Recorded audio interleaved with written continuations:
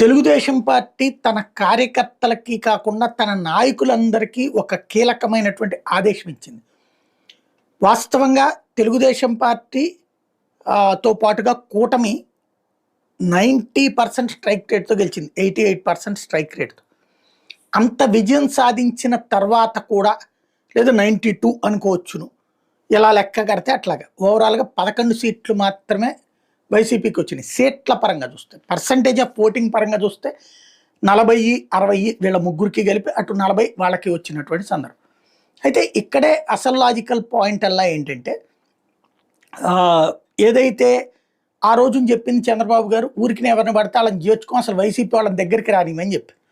తెర చూస్తే కార్పొరేటర్లను చేర్చుకున్నారు, కౌన్సిలర్లను చేర్చుకున్నారు, అనేక మున్సిపాలిటీలు కార్పొరేషన్స్ హ్యాండ్ ఓవర్ చేసుకున్నారు. అట్లాగే అనేక మంది నాయకుల్ని కూడా చేర్చుకుంటున్నారు. వీటి ఇంపాక్ట్ వాళ్ళు ఏదన్నా తప్పు చేస్తే